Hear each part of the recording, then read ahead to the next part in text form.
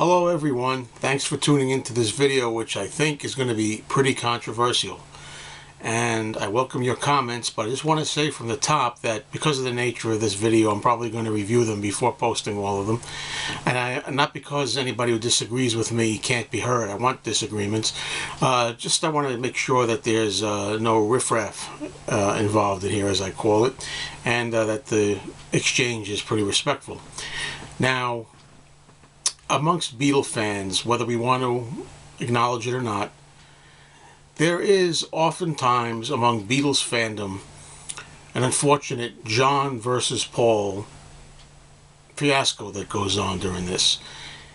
I want to say right from the top, and this is very, very important, if there's one thing that you have to remember throughout this entire video, it's that I personally think that John Lennon and Paul McCartney were equals. They were perfectly matched.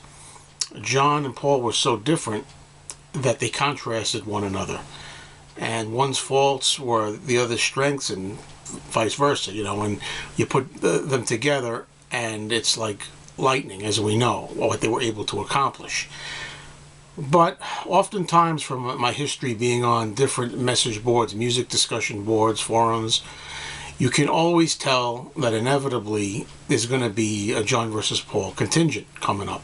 And no matter how much people like myself, you know, think that both of them were great, I'm sure we all do, there's no doubting that deep down inside, or perhaps not so much down below the surface, maybe rising higher, we all have somebody that we may slightly lean towards a little bit, more of a favorite, somebody that if we had to say if we're a John person or a Paul person, what we'd be more inclined to be. Again, I'm going to repeat one more time, only just for, you know, security reasons, that I believe that both of them are geniuses, both of them are equal. But here's how I'm going to approach this. The reason that I'm doing this video is, in one of my other videos that was nothing on this topic at all, it was something totally different, I had two viewers of mine who went on in the comments section talking about, one of them kind of preferred John, the other one preferred Paul, and going back and forth on this became a little bit of a little tiff back and forth. Nothing too severe, otherwise I would have deleted the whole conversation. I don't want any kind of real fighting or animosity going on, you know, on the videos, although I like exchange and discussion. And I said, you know, I've been wanting to do this for a long time, and I figured I'm going to make an official video on this. Now, I want to start, I guess the way to do this is to tell you that there's things that I like about Paul and there's things I like about John. Okay, we're going to start with what I like about Paul. Okay, to me, Paul McCartney, of course, is a great songwriter. With John together, even better, and vice versa. But I think if I had to pick one person, only one individual who's the greatest songwriter of all time, it would have to be Paul McCartney. And that's kind of unfair to John for a minute, because of course we lost John way too early, 36 years ago, and he didn't have a chance to continue to do a lot of work in the past 36 years. Who knows what he would have accomplished, what he would have done. But I think that Paul is the most naturally talented of the four Beatles. I think that he's the most naturally gifted of the four Beatles. I think he's the best musician in the Beatles, Paul is. I've always admired about Paul the fact that he can be so versatile. I always admired that he's a great melodist. To me, it's absolutely unbelievable that a man for this many years, you know, 50 years and more, 50 some odd years, can write so many hundreds of songs and all of them sound different. That's an incredible feat. It's just unbelievable and unmatched. He's a genius of music, Paul. I also admire the way Paul is in the studio. I've always liked the fact that he was very committed. I'm like that with a lot of things. You know, I think if I had been an artist, I think I would lean more towards the type of person that would want to get it right, that would meticulously try to put things together and spend a lot of time to get it right. I like that about Paul. John would be more inclined to say, let's just get out of here, let's get it done, come on, let's go, move on, you know, which sometimes spontaneity can be a good thing, but other times, you know, you have to really painstakingly work at something to get it perfect. Okay. Now this may sound, by the way I describe Paul, that I'm a Paul man. Actually, I've always been more of a John guy than a Paul guy. So John Lennon's my favorite Beatle, and when I say John's my favorite, let me tell you what I like about him. With John, we're starting from the music. What I like about him is that it's an old cliche, I know, but John tends to write, most of the time, better lyrics than Paul does. I think Paul is better at the music end of it, and John is better at the lyrics. Now, that's not to say that Paul couldn't write wonderful lyrics, and he has. And that's not to say that John couldn't write wonderful melodies and music, and he has. Okay, but generally speaking, you know, you have to take the whole overall picture. There's a reason why one side has a reputation from the other. And so I think John is basically a better words person. I also like the fact, most of the other things that I will tell you that why I prefer John is because I just find John, and this is mostly personal stuff, it's not music. The main reason I prefer John is personality reasons. I find him a much more interesting person, much more interesting human being, fascinating. I think that if you have a movie where you show the life of John Lennon versus the life of Paul McCartney, Paul's pretty much, outwardly anyway, straightened by the numbers in a lot of ways, whereas John, obviously, you know, had a lot of craziness in his life and is more multi-layered and more of a complex human. So I find John more interesting as a person, is one of the reasons why I lean heavily towards John. Another reason I lean heavily towards John is because I just find more like, with John, what you see is what you got. You know, that's not to say, again, remember, please, everybody that's going to comment on this, please realize I'm not saying it's 100%. Nothing is 100%. But for the most part, what you saw with John was what you got. John would say what was on his mind. And with Paul, to me, it's always been more of a pleaser. Paul, a lot of times, I think, is more concerned with his image, how he appears to the camera, how he appears to the public, Mr. Charming, Mr. Hey, you know, thumbs up, and everything, all this kind of stuff. Mr. Positive and optimistic all the time, which is great. You know, nothing wrong with having optimism, but there's times when, you know, reality calls for it to be somber or more down or whatever. So that's basically, I hope I lay out personally where I stand in this, why I feel that I'm more of a John guy. You know, again, you want to ask me who's the most talented? Paul, I think. You want to ask me who I think is more interesting as a person and more real? John. John could lie. John could make up stories. Nobody's perfect. Nobody's 100%. John or Paul. I have some notes here I'm going to be referring to here. One of the things that I've noticed on various message forums, Beatle circles, discussion groups, you name it, is when you have people who would pretty much put themselves more in the Paul McCartney camp, the Paul people tend to think, especially these days, that Paul McCartney's always getting criticized. Paul McCartney never gets his due. He's always getting insulted. His music's always getting savage and ripped apart. He's always being mistreated, Paul. Well, let me tell you something. Anybody who's an artist has his share of downers and critics and insults. But you don't think John Lennon had the same thing happen to him? Of course John had the same thing happen to him. And who do you know was more criticized when he met Yoko and went through all of that kind of Primal Scream stuff and the individual projects that they did together? And even there, I'm going to put myself on the spot here. See what I just did? This happens a lot. I started out talking about Paul, and then right away I had to say, yeah, but don't forget, how about John? Don't forget about John. And it happens both ways. Somebody will insult John, and then a John fan will say, hey, what about Paul? He does the same thing. Nobody says anything there. We tend to do that. It happened the other day, you know, I was in the record store. I was shopping in the record store, and I had a guy in there, we were talking, and he was talking about Yoko Ono and how, Yoko just a groupie that sat around trying to score a Beatle. And we were talking about Yoko and John, and she landed John Lennon, and she just used John Lennon, and I felt, again, compelled, like we do, to say, wait a minute, don't let Linda McCartney off the hook with that. And by the way, I love Linda McCartney. She's probably my favorite Beatle wife of all the Beatle wives. Having said that, I did bring up, I tried to be fair, and again, like I was describing, I said, well, what about Linda? I mean, she was a photographer, a rock and roll photographer, and she has said in interviews that at first she fancied John. She said that. I don't know if how many of you know that, but she said, I like John at first. So she, I'm just trying to say it goes both ways, and we're always, whoever we tend to favor by a little bit, we tend to jump on the other. That seems to happen. But this thing about Paul not getting respect from the real Paul, come on. Paul is the most respected man in music. Of course, not every one of his albums or songs are going to be praised, but his respect is really widespread, and he's considered, one of the greats, and rightfully so.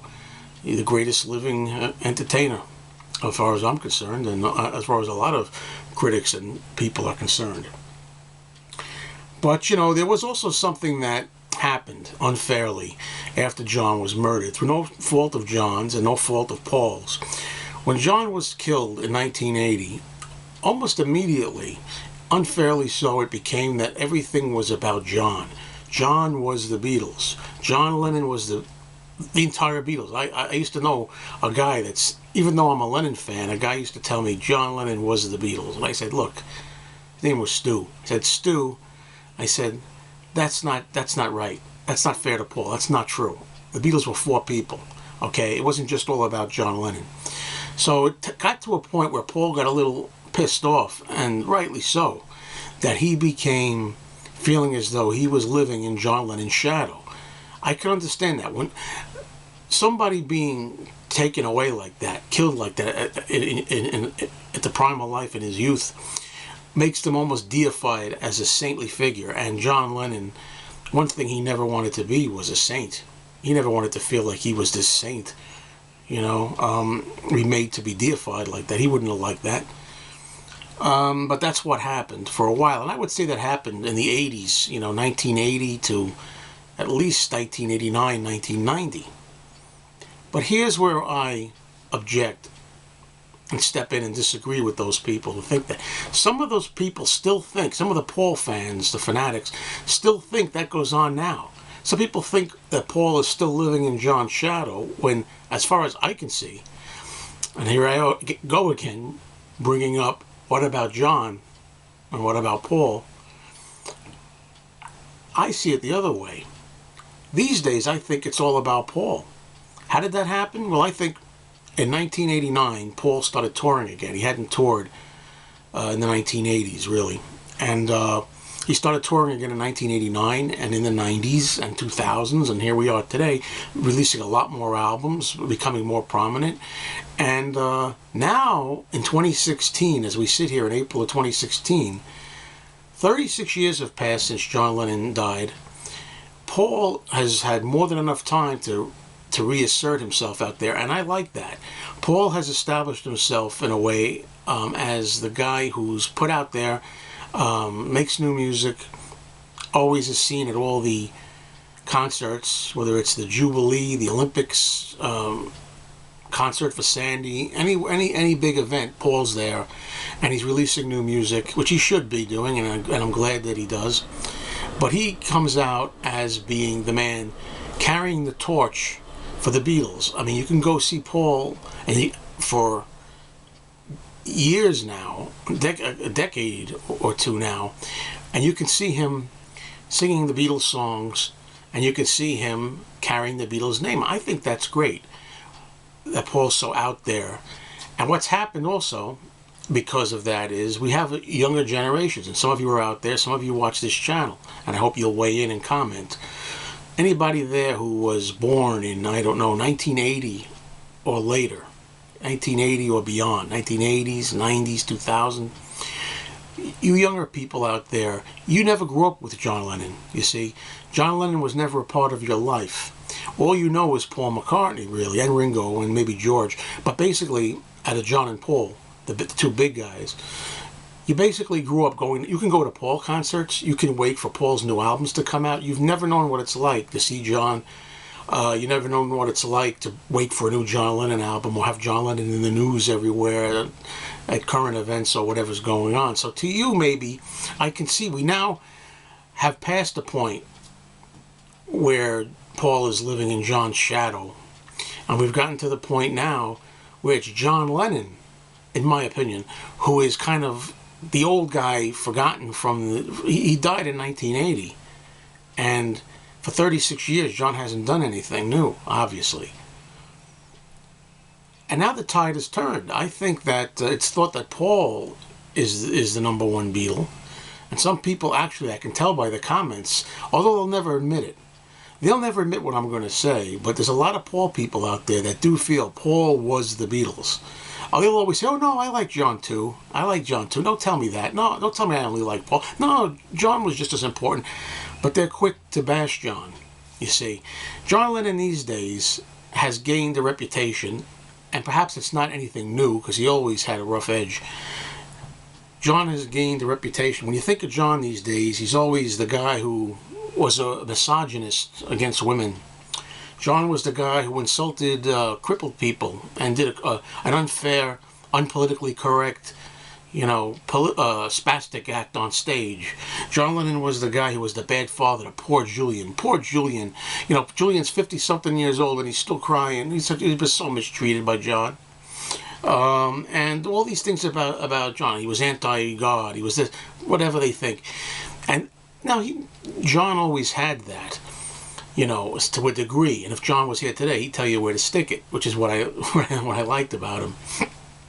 But it's gotten to the point where no more is John deified as this saint so much, where Paul's looked at as the genius, Paul's looked at as the one who wrote the most songs, Paul's looked at the one who was gifted and natural, and it's John who is more the bad guy, the lesser guy of the two.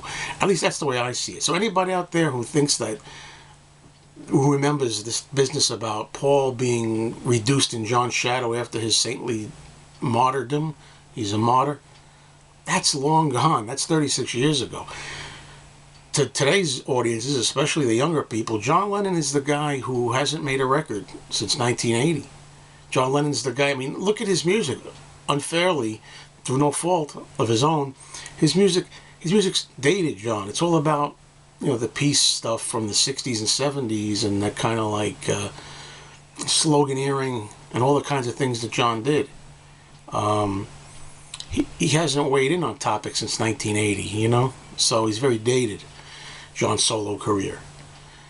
Well, I also want to say that, on that note, to wrap it up, with the subject I just talked about, even I drink the Kool-Aid. I'm the biggest John defender there is. I'm the biggest John fan that there is, but even I sometimes get brainwashed by this. I've gotten to the point now where John's been gone so long and Paul's been so prominent, and I'm not blaming Paul again. Let me just reiterate that. This is exactly what I want Paul to do. I want Paul to continue. I want Paul to be in the spotlight. I want Paul to carry the torch. But because of that, even I'm starting to think that John Lennon was like a second fiddle. And if I'm doing it, certainly a lot of the younger kids are going to be thinking that. A lot of times, these days I'll even look at a Beatles book, and I'll look at the four Beatles together, photograph of the four Beatles, and I'll think, Paul, there's the one that stands out.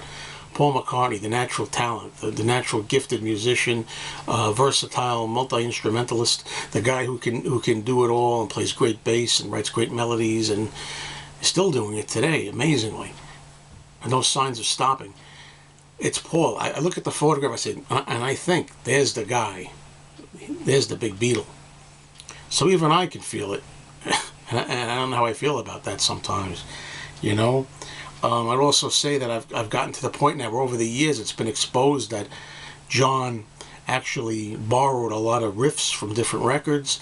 I don't want to talk about all of them here, but there's a lot of John borrowed or stole or whatever word you want to use or reworked a lot of things. And I think, well, I know Paul might have done that in a few, or maybe disguised them. I mean, we could name songs, and I have a few titles in my head, but John, from what I understand and what I can gather, far outnumbers Paul in the amount of ways he had to keep borrowing and doing a middle eight backwards, or taking a riff and changing it around, or taking words and doing this and that. Both of the men did it, worked it to their advantage perhaps, but John far more than Paul. So even I am what I call drinking the Kool-Aid, and sometimes I find myself thinking that John Lennon today is becoming marginalized, and I just feel like it's John who's in Paul's shadow today.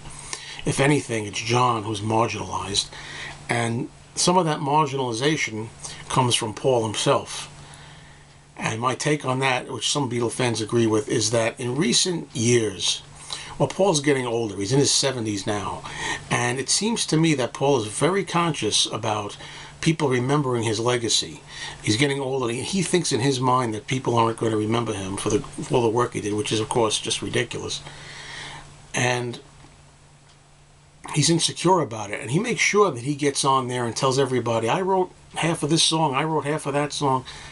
Now, for years, John and Paul talked about who wrote what, and they wrote together most of the time with the Beatles and then separately and so on. But it seems to me that there's instances in recent years where all of a sudden there's stuff, Paul seems more interested in wanting to assert that he wrote this.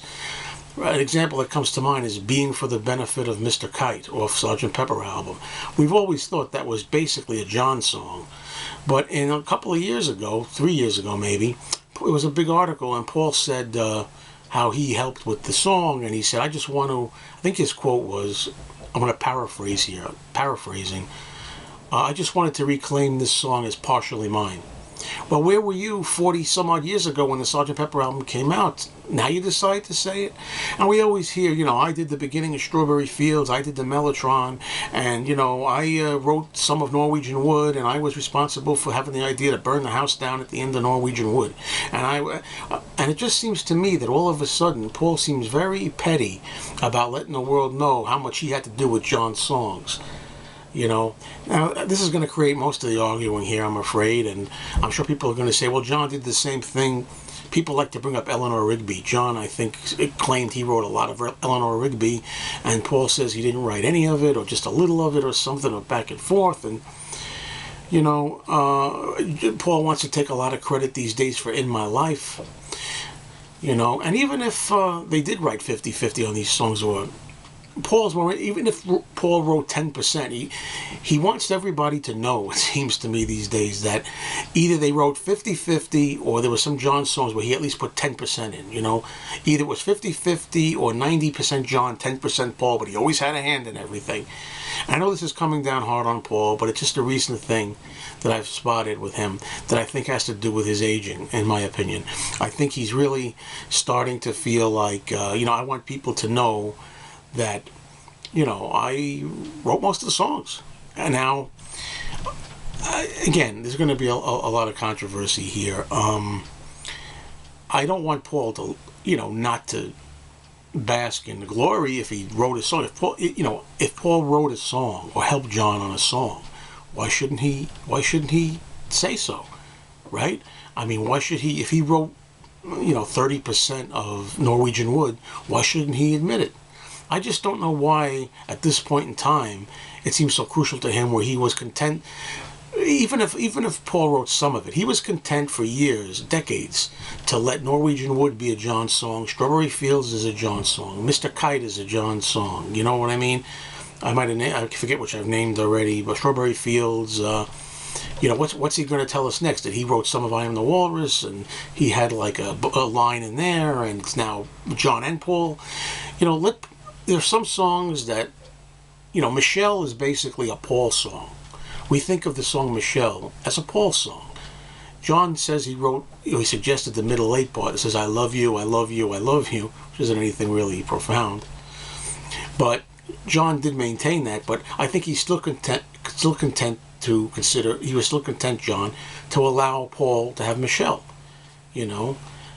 Even George Harrison once said in some interview, you know, I could get into that and I could say how I wrote a line and I Feel Fine, or whatever song it was, or how I wrote, or maybe it was Eleanor Rigby, or I had 2 lines in Eleanor Rigby. But I'm not, you know, I remember George Harrison saying that in an interview too, how he had a line here or there too, but we won't get into that.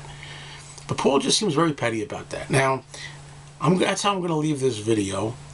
I don't think it was as harsh as I thought, although near the end it started getting harsh.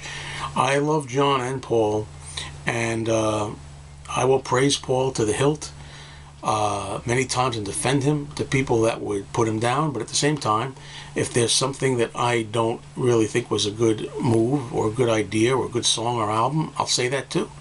And the same goes for John. It's not all blind love all the time. I believe in being critical, objective. Even though when you like somebody, an artist, you can be objective and point out the faults. Anyway, that's about it for now, and I anticipate a lot of feedback here. Thanks a lot for watching.